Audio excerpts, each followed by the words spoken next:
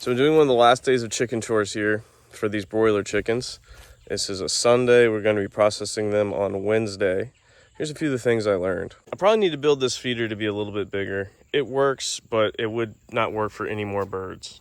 So I guess it works, but I put the buckets, the water in the feed bucket at the edge that I want to bring this to, so there's really no guessing. This developed a flat a couple days ago and doesn't work near as well when there's air in it. They drink most of a 5-gallon bucket in a day, but I'm gonna wait to fix that tire until it's done. I also need to replace these bolts. They're a little too bendy. These bolts are much more substantial than these, and they're a little too bendy, but I'm very happy with this design. There's a little shelf that holds the bucket when I switched to one of those plastic waterers. One happy farm. I also yoinked on that a little too hard and bent it pretty good. They do try and get out, which is one of the reasons I put a 2x6 there. I probably need to figure out a way to put another board on there so they can't get out. They look really good. What you think? You guys ready to be food? Huh? I'm kind of ready for you to be food. What you talking about? You can see where they just were. Has a lot of manure and very little grass left on it. And you can kind of see, stepping back, the path that this little thing's been taking. These things know the drill. You can see how excited they are for this food. Oh, look at that. I mean, that's just, they are just, and you're like, oh, you're keeping them hungry. Do they look hungry? They look like feathery bowling balls, dude. Typically come in here and dump their water out most mornings. I've got some designs for a second chicken tractor, and I think that one's going to include a little bit more ventilation. I just don't know if enough air moves through this one. It's certainly not stale in there. Just think it probably could be better. And more sunlight. So I'm probably gonna do a similar kind of design, probably make this a little higher and make it a little longer or wider. I'm not entirely sure yet. But I'd like to have a portion of it that is not covered so that they can get out in the sun a little bit better. But I've been really happy with it so far. Could be a lot worse. I also have like 40 bucks in it. And 20 of that's in the wheels, in the bike that I bought for the wheels. So mostly scrap stuff. So I'm pretty happy with that. It's a chilly October morning on the homestead, October 22nd, which is a fun day because it's actually my birthday today, 31 years old. It's the last morning of chicken chores for my broiler chickens. Tomorrow they graduate to the freezer. Little fluffy meatballs.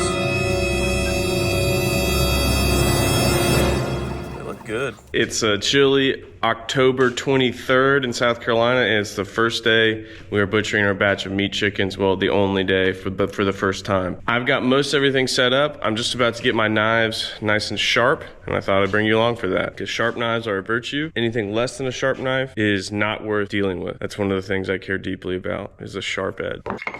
These knives are already pretty sharp. This is a Benchmade Meat Crafter, and these are two Dexter 5-inch flexible boning knives. I bought kind of specifically for this purpose. These will be doing the tape, and then I actually already sharpened this knife, but this is a Buck Woodsman, and this is what I will be doing the actual killing with. It's hanging, and I'll show you why later. Chromium oxide compound, leather strop, ceramic crock stick,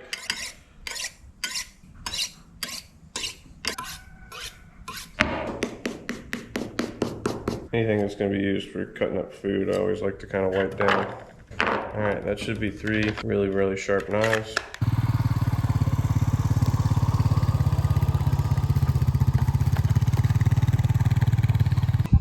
So we got 10 birds to start with. We have 29 total. We started with 30 chicks and lost 1, which is pretty reasonable.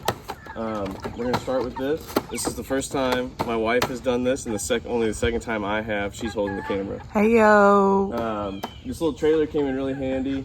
We just got them in a dog crate because the tractor is far enough that way I wouldn't want to carry this. Put a little sign up, stuck in there just so they can't see their friends getting killed. What's up?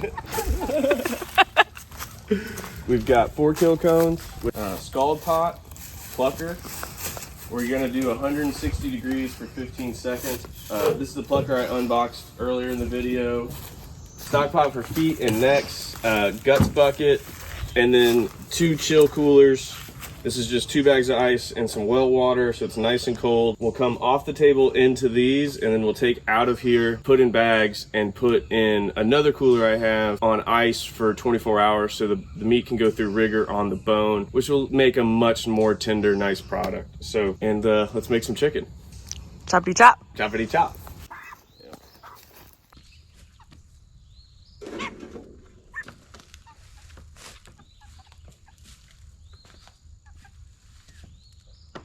You want to slice the carotid arteries, not the windpipe, because then the autonomic nervous system continues to pump the blood out of the body, and you'll be left with a much nicer product. Sometimes they will poop in defense, so if you stand in line with them, you're gonna get pooped on at some point. Poop in defense.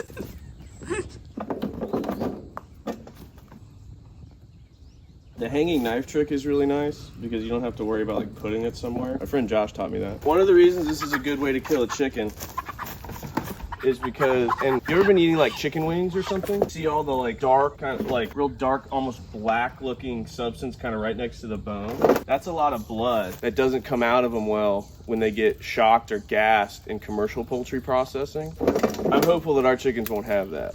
So they gas them in commercial? Gas Do we know if that gas does anything to... That's a great question. What kind of gas is it? It's probably CO2.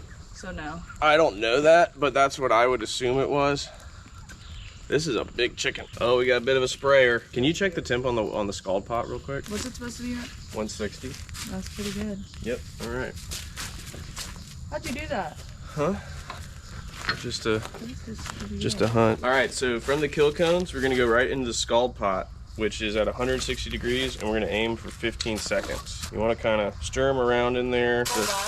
Yeah. As if the skin starts to come off on the feet pretty easy. Scald is kind of everything for this whole process.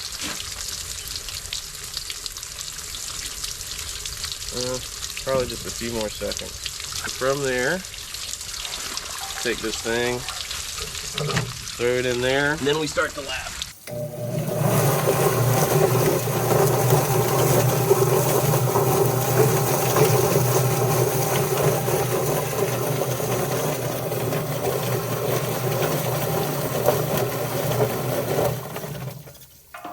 So there's a fully plucked Look at his chicken. tail. It's a couple pin feathers left on the tail, but that's not a big deal. Wow. Look at that. Let's get a few more scalded, shall we? There's a big step from there. Like, it closes the gap from not food to food really fast. Oh yeah, like I'm already thinking about how I prep these guys. Some people will use like a heat-proof glove for this, but I think the stick is I'd say you're good on time. a lot cheaper.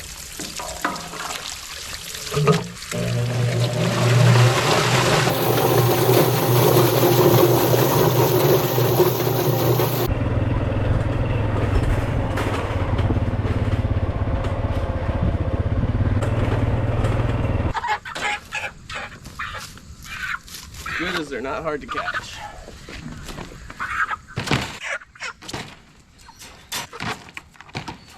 Being able to get inside the chicken tractor is one of the reasons I designed it like this.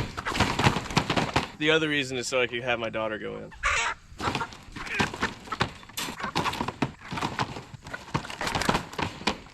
We'll get the last 9 and one more batch.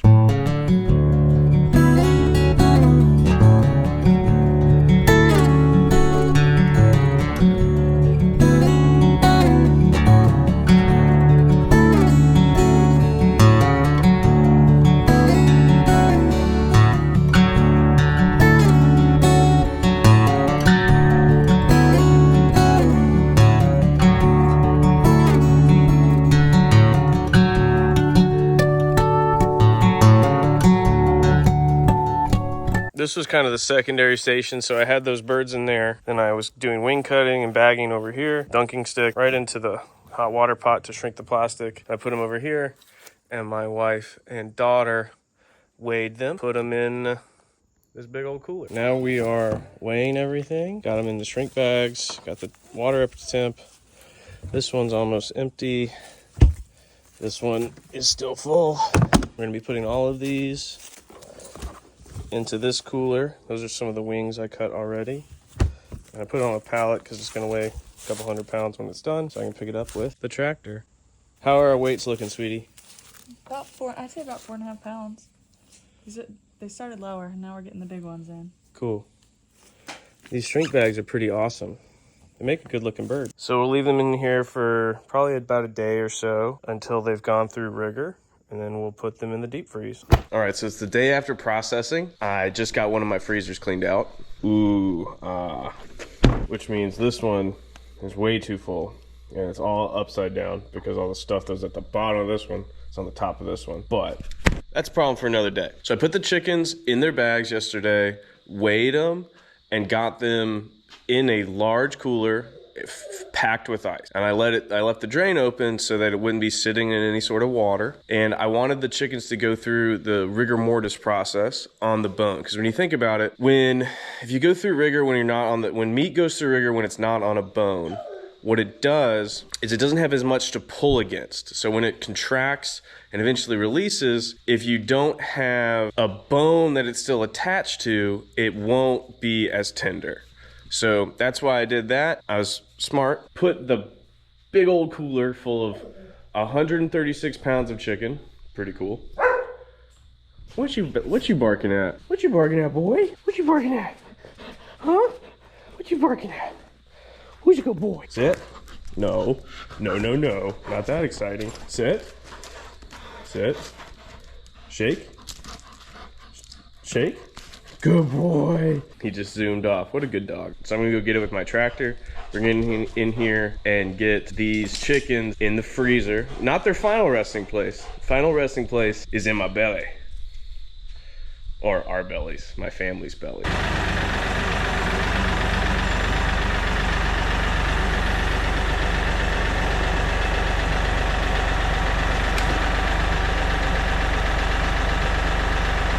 You know, I definitely could have carried this over here if I had to. But golly, that was a lot easier.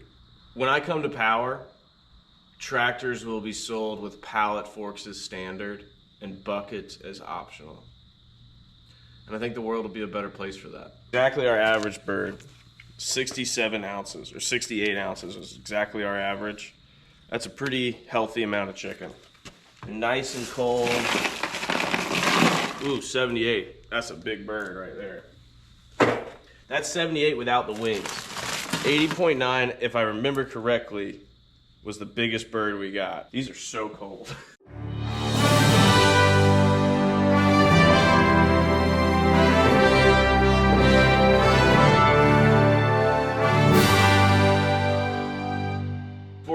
That was our smallest one.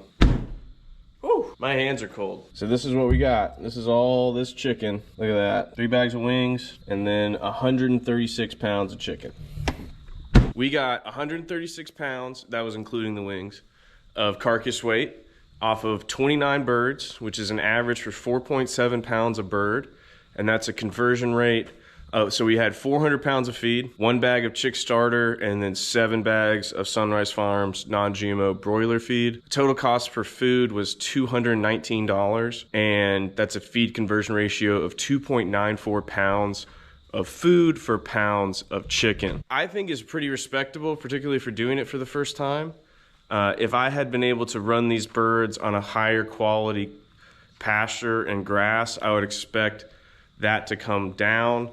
But for the first time I did it, I ran the birds very, very close to my home, just so I could keep an eye on them, check them multiple times a day without spending a bunch of time, and because it was convenient. I'll probably do it again like that, but hopefully with the manure that these chickens spread, the grass should be better, and hopefully next year we're not in such a bad drought where all the grass should grow better too. So now that the birds are in the freezer, the job is mostly done. I do have some cleanup to do tomorrow. I didn't get to all of the cleanup yesterday, and I didn't get to it today, but I'll get to it tomorrow. It might be a little harder now that it's waited a few days, but I'm pretty sure I can handle it. Gear debrief, week and a half after processing the chickens. These are the kill cones. These worked really, really well. They were pretty easy to clean. I like these. They're not too big. The one I used at my buddy's house, big, and that was nice, particularly for some bigger birds. But they were also so big that there was one bird that was able to like kick itself out of it. I don't think that would happen with those, but if I was gonna grow out birds a lot heavier than I did, I might have to think about getting some bigger cones. This plucker is awesome. It did great. It really, really is nice to have that irrigation ring. You can kind of see it right there. I'm really happy with coolers. Every man needs a lot of coolers. These are all the coolers I have. I've got a Yeti 45, 2 Lifetime 77s, a little flexible, soft-sided, kind of hard-sided cooler down there. I bought it at Walmart, but it's actually pretty good. I just bought this one, a Lifetime 115. I tell you what, these Lifetime coolers are every bit as capable as Yetis, lighter, and a lot cheaper. They probably won't last as long, but they're probably less than half the price. So I think they'll last more than half as long. I bought that big one, that 115, after doing this, knowing that this cooler, which is a Igloo, like 120 quart marine cooler, not the nicest cooler in the world, but like a good big cooler. It's what I chilled the chickens in. It's also what I keep, it's one of the coolers I use for deer processing. Those are the big coolers that I have. I have a few other small coolers. That's good enough for me, for what I do. But every man needs some good coolers. I really like those Lifetimes. If you're interested in them, go check them out. They're not cheap, but they're really nice. I mean, they've got gaskets, they've got rope carry handles, which you want. They've got gaskets, they've got good quality latches. The hinges are good. They insulate super well. They keep ice really long. They got good drain plugs. You can kind of see that through there. That's a nice drain plug. It's captured. It works great. I mean, look, I've got a Yeti. Yetis are great. I mean, they're great coolers. I'm glad I have it. I don't use it very much because it is really small. And when you start getting into coolers that big, 77s and 115s, like those are really heavy. And I'm like, all humility aside, I'm strong and they're heavy to me. Probably good on coolers. I kind of have a thing for coolers, like I have a thing for wheel horses. Table work, I mean, my whole setup worked great. The burner worked great. I had a big pot. It was awesome. All the equipment was great. The experience was great. And since then, we've eaten most of the chicken wings, and I've roasted one of the chickens.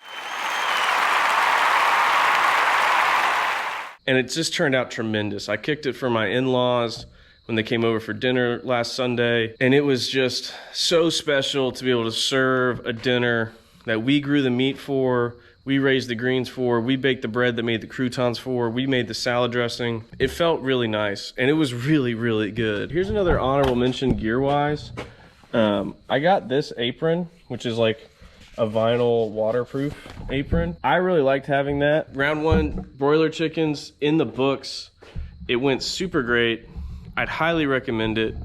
Next time, I will probably buy, for the same amount of birds, 1 or 2 more bags of feed with the aim of getting a slightly higher average carcass weight. Just because if a couple more bags of feed gets you a few more pounds of chicken, we'll see. Raise your own birds. Raise your own birds. Commercial poultry is gross. Raising your own birds is not that hard. You don't need that much space for it. I'm gonna keep doing it for a long, long, long time. It's funny, the day after processing day, I woke up and I was like, oh my gosh, I don't have to feed my birds. And I didn't miss it, but like, I guess I kind of missed the routine. It felt very fun. It felt very natural. It was a great way to start the day. If you've never done it, it probably seems like this big, crazy thing. How do I turn 29 chickens into 29 chickens with no feathers and no guts and no feet and no necks? It's not that hard. Oh, the necks and the feet. We made some absolutely incredible bone broth with it.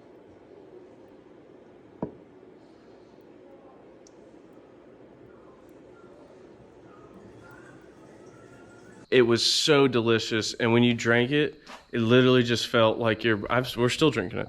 Literally feels like your body's like, thank you. This feels like drinking health. So that's a really cool thing to be able to do with some of the parts that some people just throw away. Use the whole animal. That's a great tenet for no matter what you're doing. Pretty much everything for this. Thank you guys so much for watching. If you enjoyed it, stay tuned. There's a lot more coming. If you could, like, comment, and subscribe. It does help the algorithm. I don't worship at the altar of the algorithm. I make the content that I want to make the way I want to make it, which it's not necessarily even the way I want to make it. I'm just not that good at it, so I just keep trying, and eventually I might get better. I think I've gotten better. My channel's definitely grown, so that's probably a good indicator. It could be a lot worse. Anyway, signing off.